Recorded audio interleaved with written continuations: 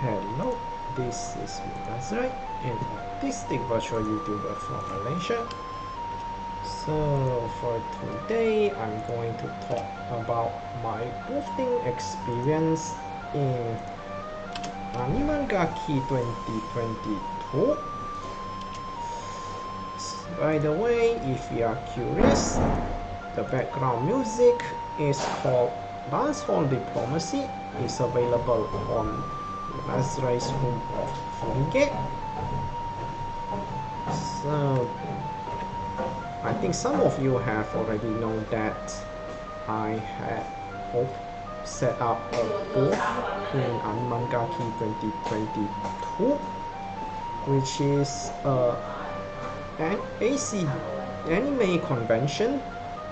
So I was boothing in the community booth area in an official capacity as a vtuber, and in that booth I'm offering up to 8 games for visitors to play. So before I talk further about that, so I'll talk about the inspiration to booth in the first place. So I got the idea from King Cloud's booth in Anime Fest Paradigm Mall, Kuala Lumpur. So that was my first anime con that I have attended since the COVID-19 pandemic starts. And I thought, like, if he can do it, maybe I can do it too. And I also found out that trying to promote Japanese freeware games through my channel is kind of limited, despite having, at this point, it's over 150 subs. But I think doing some in real life promotions is necessary to spread the word even further. And I thought, like, if you, and some of you maybe have known, I previously had exhibition experience online through the Peak Square service, but of course not all online boothing and offline real life boothing are definitely different beasts, and there's very little experience that you can carry over from an online exhibition to a real life exhibition, but having some prior experience helps. And the last one would be Akisuki Inori's initial and subsequent devices. So, okay, to elaborate this further, when I think it was 3 months into VTubing, I throw a marshmallow for a, how should I put it, for a consultation stream, and she suggests, I was thinking about how do I become a Japanese freeware game VTuber from outside of Japan without offending the Japanese game devs, and she simply just said, just do it. So I just took the advice into heart, and then later on, when she opened up another consultation stream, oops, okay, so when she opened up another consultation stream, I asked about my journey as a VTubing being kind of alone, and she just suggested that I just continue whatever I'm doing. So I thought, like, okay, let's do this. So the preparation, so now, yeah, onto the preparation side of things. when it was announced that the community booth is open up for sign-ups, I applied for one since that it's kind of cheap at 150 ringgit. But technically speaking, the booth itself is free. Instead, you are buying some sort of a exhibitor pass at 75 ringgit per person, and there's a minimum purchase quantity of 2 units. So the extra pass went to my sister, who assisted me in setting things up and dismantling works. So after a while, I got an SMS from an organizer rep saying that my application has been accepted. Then I had some back and forth with her regarding the payment for the tax, since that you pretty much have to pay up to confirm your booth position. And I waited. I would have said that it was too late, because by the time I finalized and confirmed everything, there's only 3 weeks left, and I ended up having to buy goods, and thankfully it was near the 8/8 promotion, so things does get but unfortunately most of the items that I bought for it doesn't have that kind of discount. So the things that I bought is a timer, some batteries, then the A4 displays, name cards, and a new extension wire. Then I have to reserve the hotel, but unfortunately by the time I can confirm that I should book a hotel, the nearby hotels all have been booked, and I had to book at the hotel, which is located near to Bandar Tasik Selatan KTM station, which is just one station. It's actually, in terms of stations, it's actually right next to the Serdar station, where the exhibition hall is located near. But by being near, that is still about 10-minute walk. But still, that's the closest that I could get. Then during the booth setup with my sister, I found some issues with the display, and the wires are kind of jumbled up, so I had to go and buy a VGA cable. Then there's the VGA to HDMI adapter and a USB hub, but unfortunately during testing, the VGA cable and the adapter doesn't work.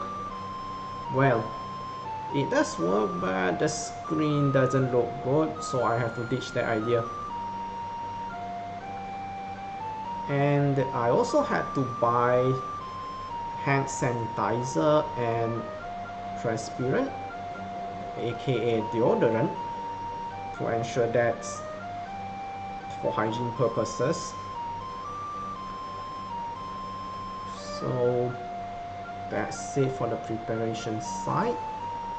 So yeah, the booth looks like this. So there's some displays, and then due to the lack of table space, I have to put the schedule right next to the monitor behind other displays, and then the game introduction leaflet is placed on the opposite side of the monitor as to allow visitors who play my games to read out the controls.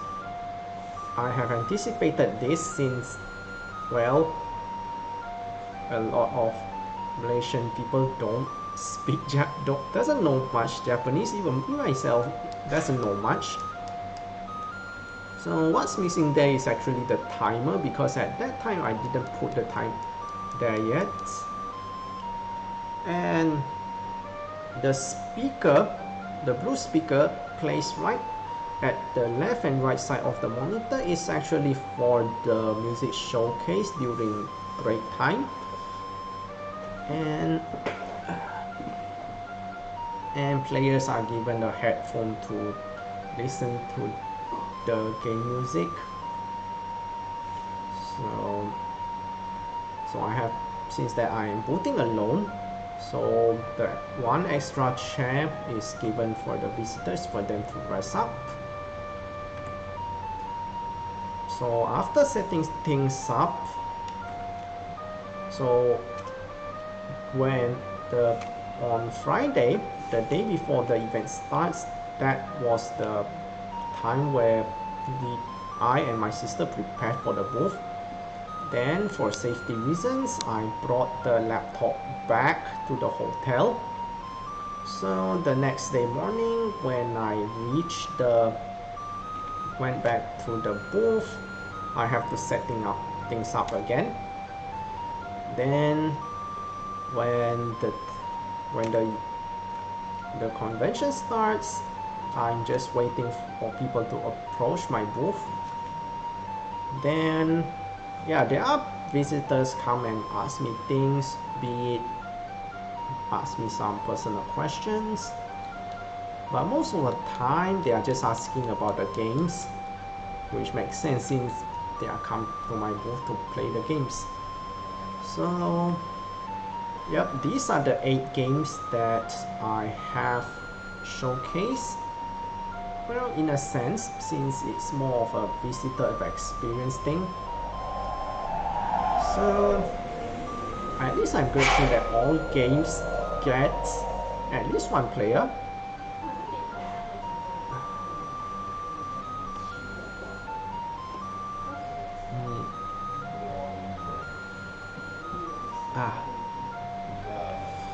So as expected, Shadow of Silent Maze and Neko Battle 3 got far more players who play the games than other games.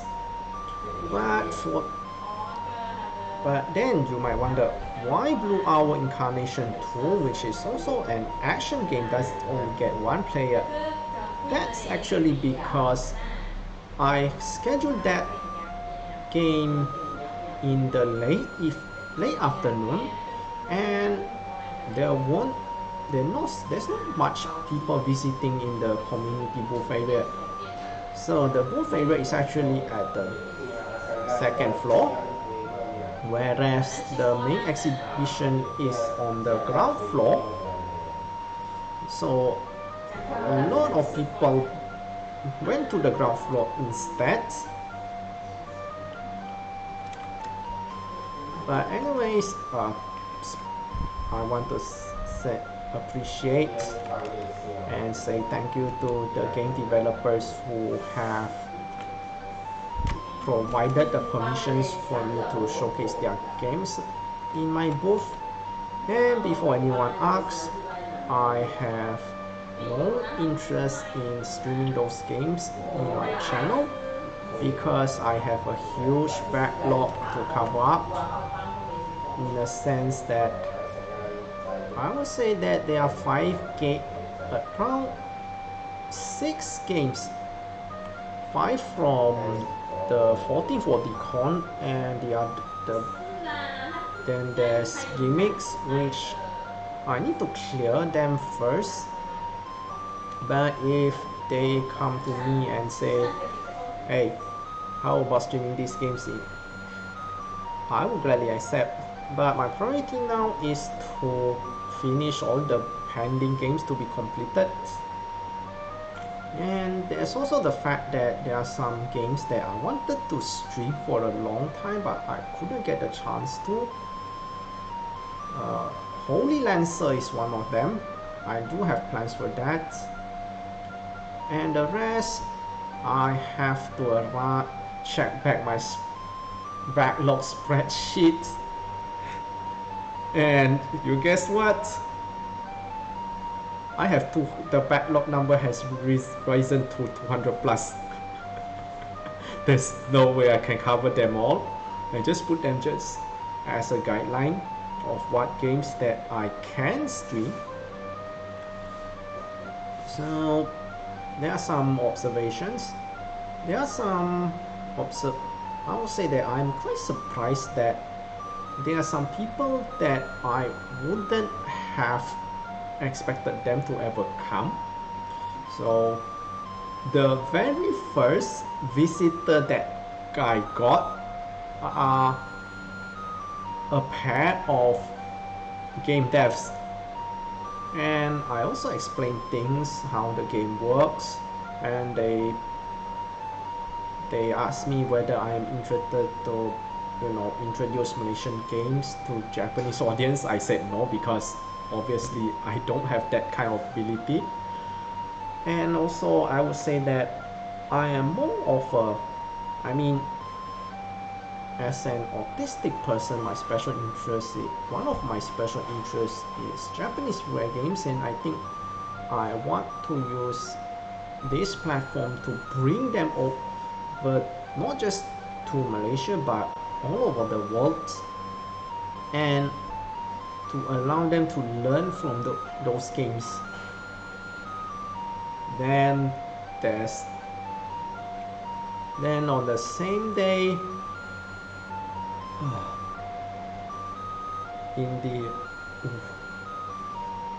after the break time where I showcase my music, there's a representative from Bilibili Singapore, and we had some exchanges on whether I am interested to stream in the platform.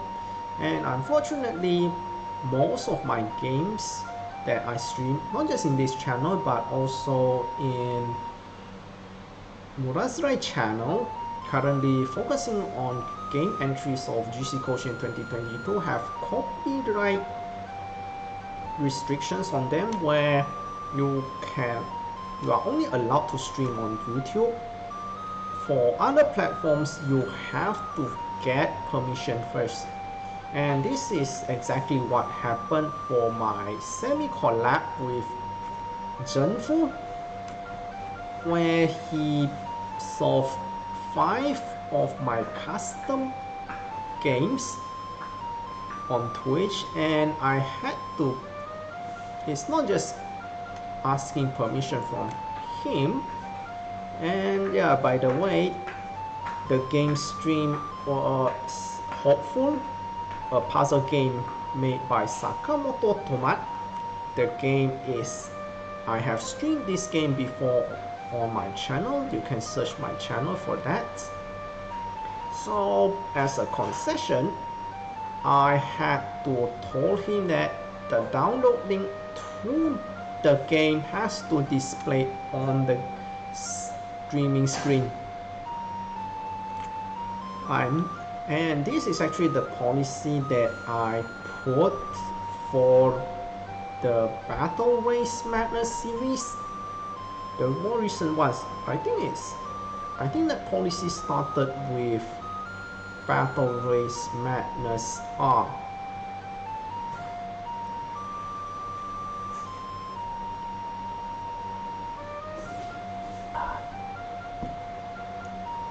So on the second day, I got visited by fellow VTubers and streamers, and we had some exchange about how should I put it, some exchanges about my experience in booting, and also the games that I stream on my both of my channels. But then, oops, that exchange was actually done by a longtime fan of mine, which I wasn't expected, since I am well aware that my kind of content won't do well with local audiences, but I'm really glad that some local gamers do pay attention to my channel, and I had some exchange with him regarding the Japanese freeware gaming scene. Hopefully, if I am going to booth again, I will meet him. So there are some people took pictures of the game introduction leaflet to download the game at home to tweet. Yeah, it's definitely a good thing if they are wanting to try the games at home. It's definitely far more comfortable. And on a related note, it's really kind of cold over there, to the point that I was like, I should have brought some socks. At least my feet doesn't get painful from all the freezing that happens. And unfortunately, the guest book which I have prepared for the booth is mostly empty. There's only 3 visitors who wrote that book. One merely drops his name, one drops arigato in Japanese, and another one drops some encouraging messages.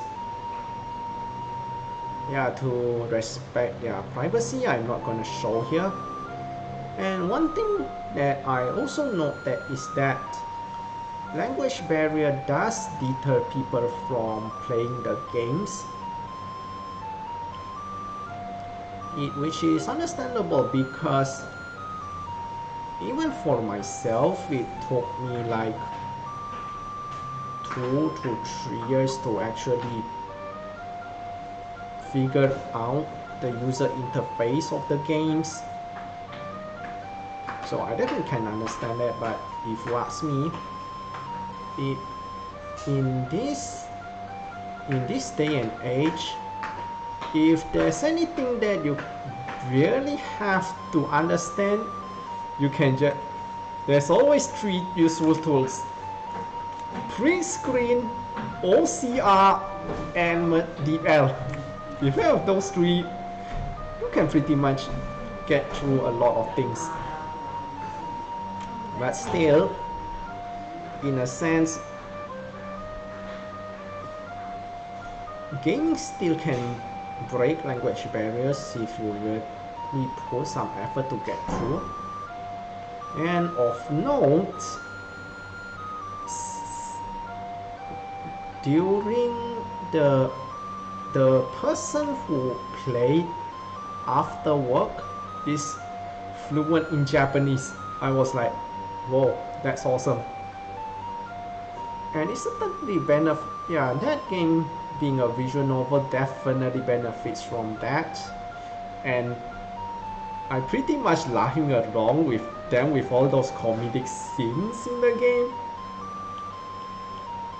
And then on the next day, there's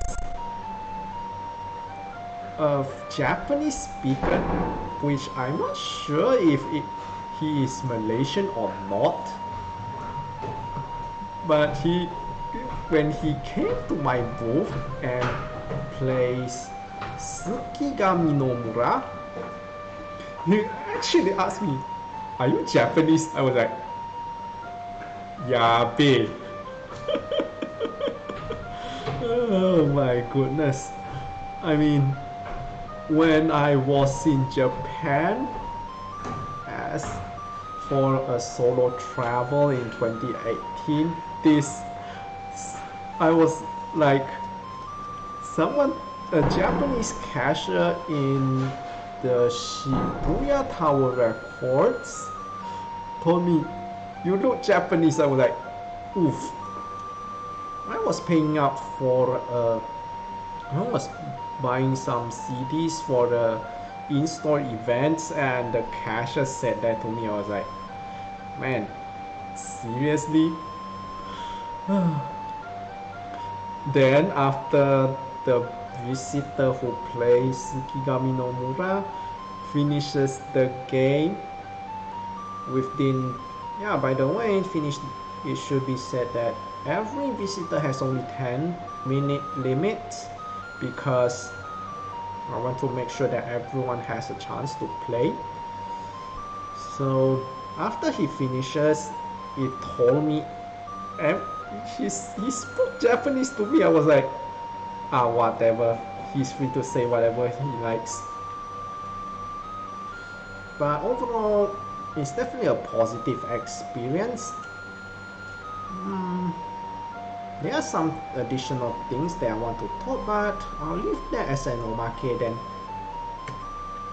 So I will say that my personal opinion would be, I really don't have much expectations regarding this. I'm just doing this just for the experience.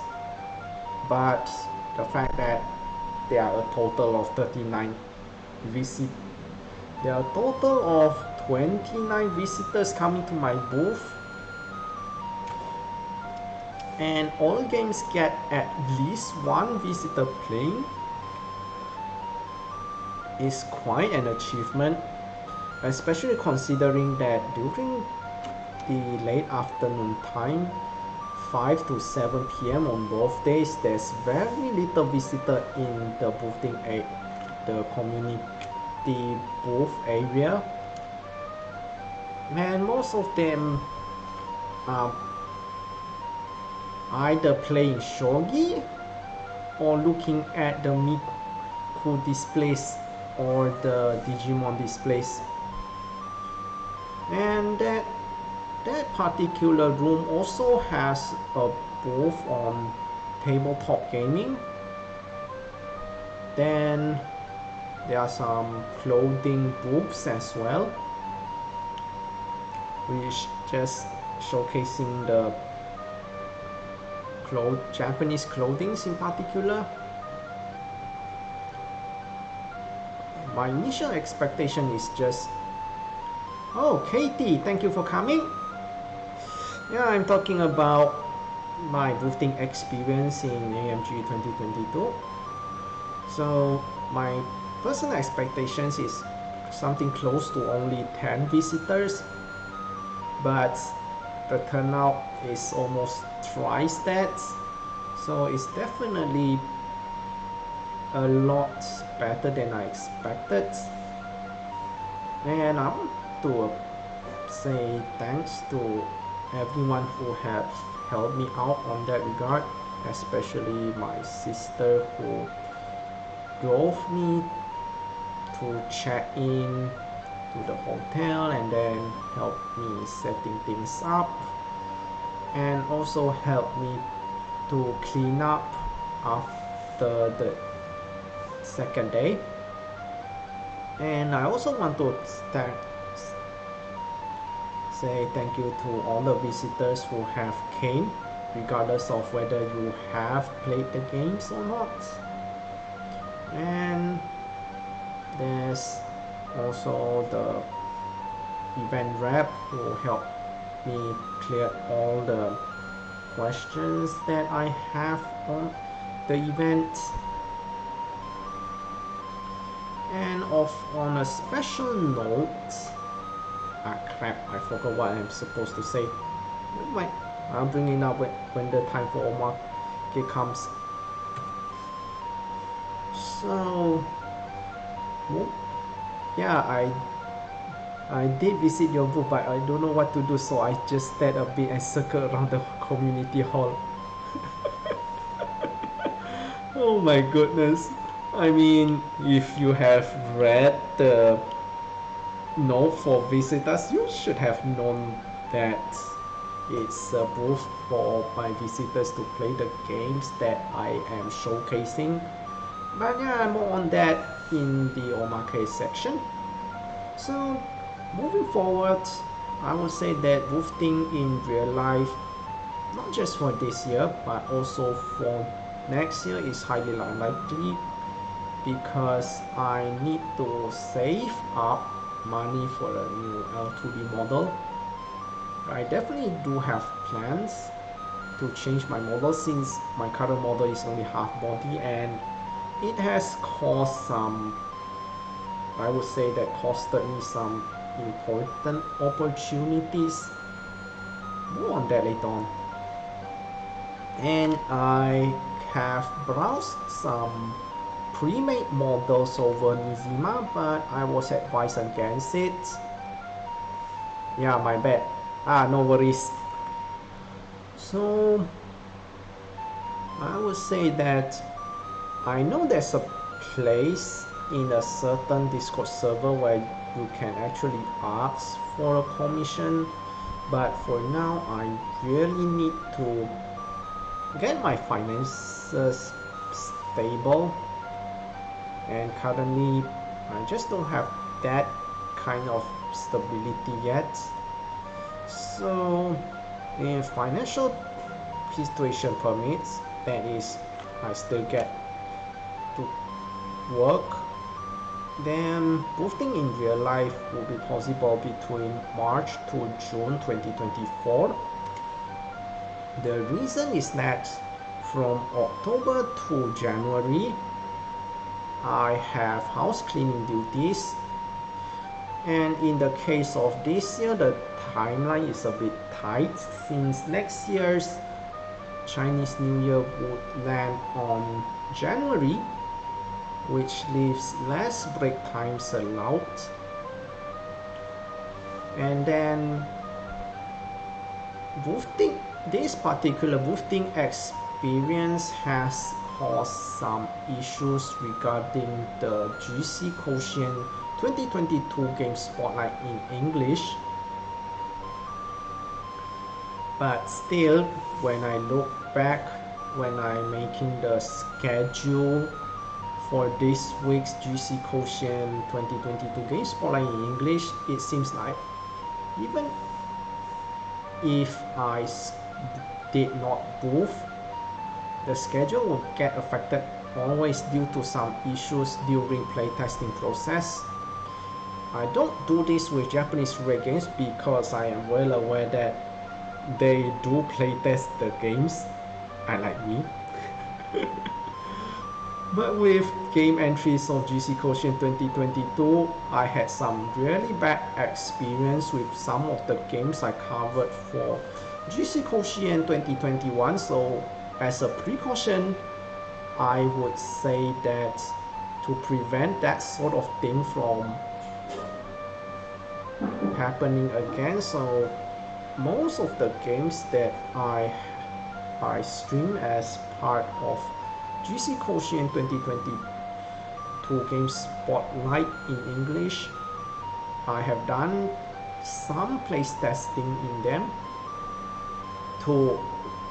One is to confirm that the game is playable, and two is to ensure that the game that I allocated for the stream is enough to finish the game, because considering the number of games that I need to cover, I have only one stream to finish the game.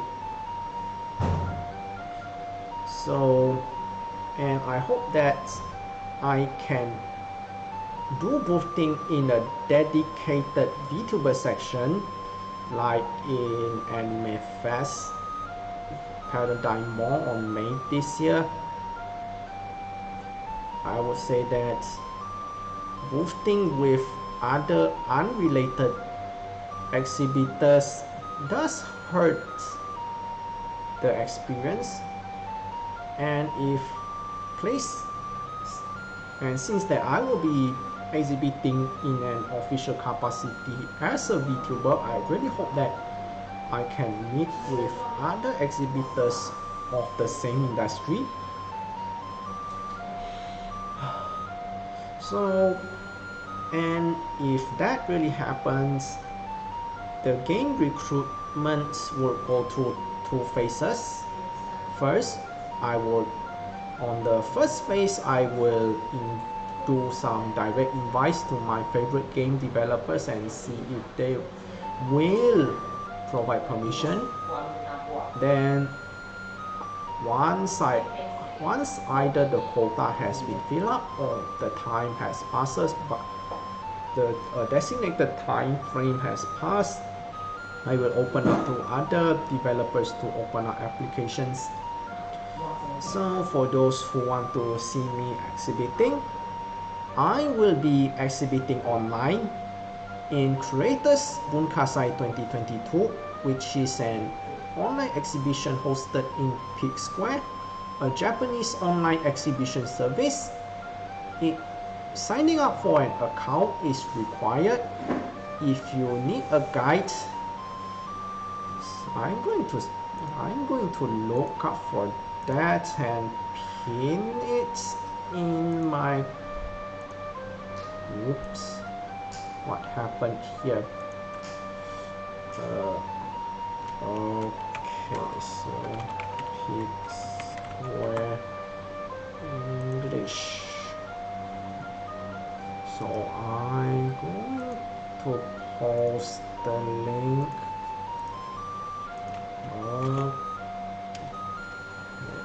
Type some things first. Guide to join Peak Square. Okay, I'm gonna pin this. Okay, done.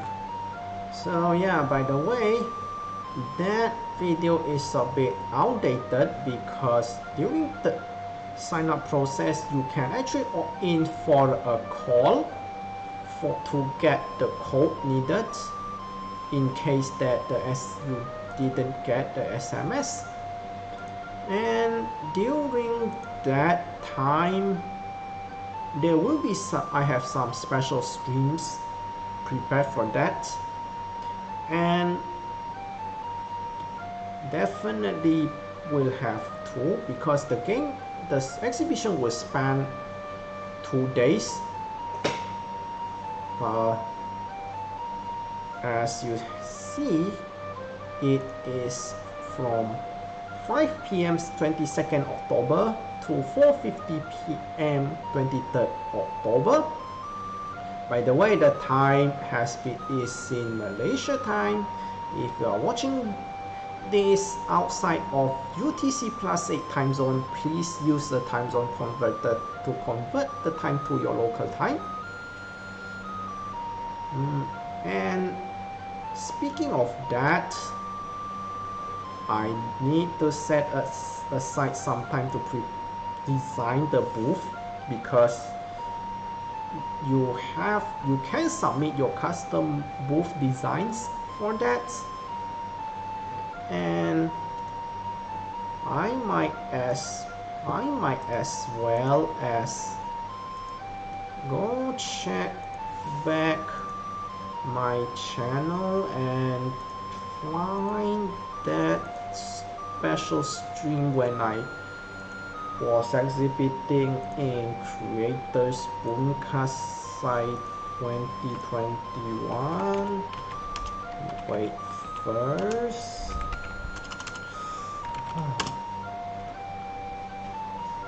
Okay, I'm gonna share this. Oops. Creators Bunkasai 2021. Yep.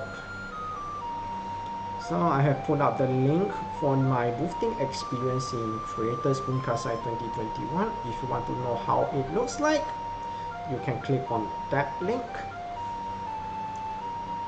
So it's going to be a fun event for everyone, and one thing about that event is that you are automatically given a guest spot where visitors to the booth can leave messages to you, and the messages that I got is pretty much positive. And hopefully this year it will be another positive event for me. So okay, now for some omake time. Okay, first, the game selection process is kind of unusual for me because, okay, I gotta be real here. Why the heck the devs of the games the usual devs that I stream their games, they don't apply? Maybe because I'm just a small fry and the credibility when it comes to things like this is kind of low, despite that I have made my name in the Japanese freeware gaming scene as the foreign streamer, but I guess they don't trust me enough for me to be able to properly bring their games out of Japan. So, okay, let me show you the list first. So, among those games, only the last one was streamed on my channel. Blue Hour Incarnation 2.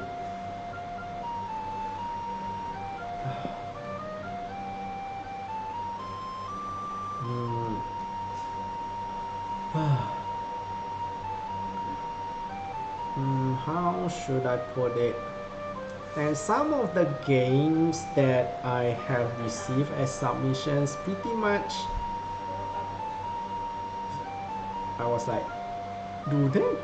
Maybe because it's the difference in values of what counts as 15 plus games.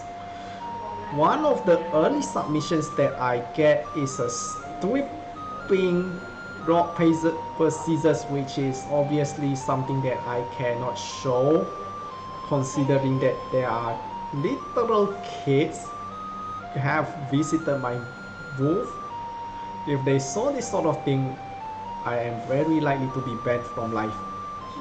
Not just from Animangaki 2022, but other ACG events as well.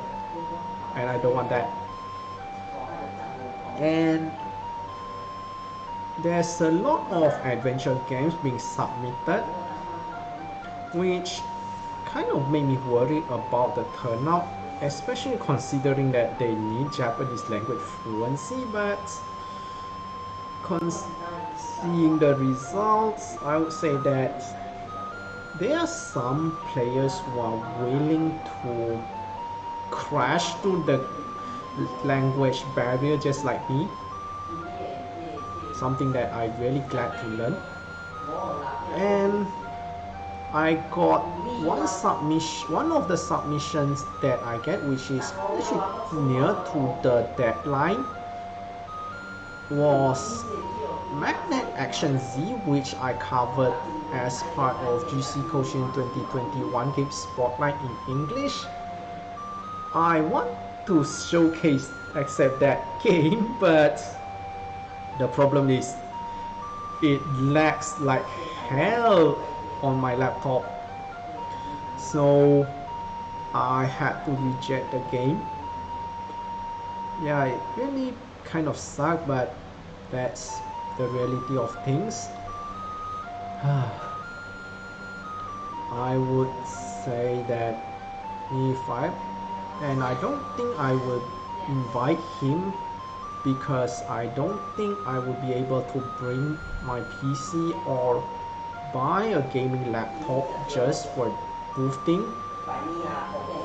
Not to mention that bringing my streaming PC for boosting is a very risky thing to do, because if it gets damaged or stolen, it will set me back a lot.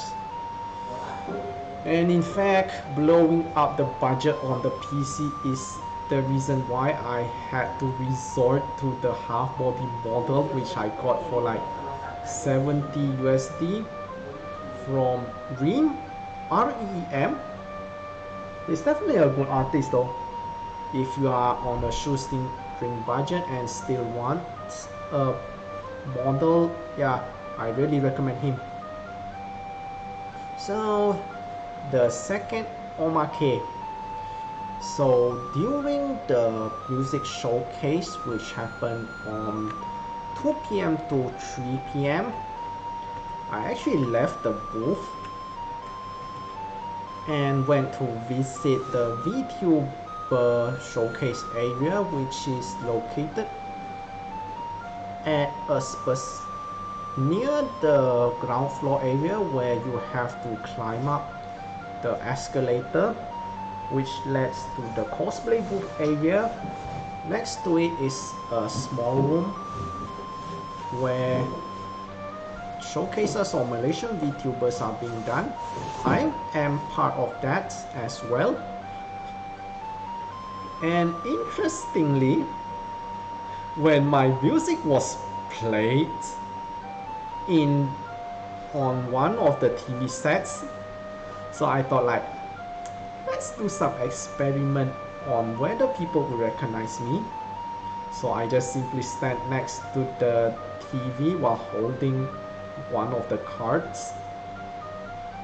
Then the only people who approach me are fellow VTubers, and one of them is King Cloud himself. I was like, oh my goodness. I'm so happy because the person who has inspired me to booth in the first place have came to see me. But maybe for simplicity reasons, my original music was labeled as song covers. I understand why, but how should I put it? I hope that those people who have watched the music video, if you could call them that, it's actually more of a score video, but then again, score videos are a valid form of music video, as evidenced in my various participations in Japanese VTuber music events. So I hope that they don't get the wrong idea that the music that I showcase in that particular event are made by someone else.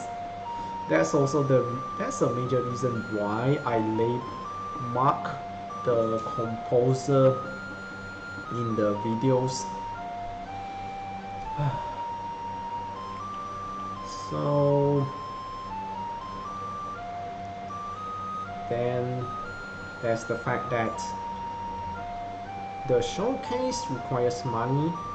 I paid 50 ringgit for that, and I got a stack of cards where evidently only few people have taken, which does make sense since my content is more appealing to overseas audiences than a Malaysian one. But still, it can feel suck at times.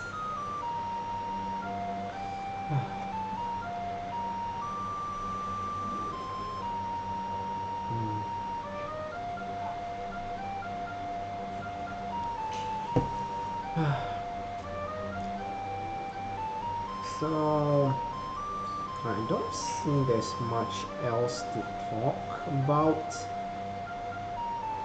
I guess that's it for today's stream. So I won't be streaming tomorrow. On Wednesday, I'm going to stream 2 games. So I'm going to start with Tale of Heaven Mastery on 9:10 p.m. UTC +8, that's 10:10 p.m. Japan time, followed by Card Coupler Alice on 9:50 p.m. UTC +8, that's 10:50 p.m. Japan time. Hopefully I can make some good progress on both of these games. So thank you for watching, and I'll see you on Wednesday.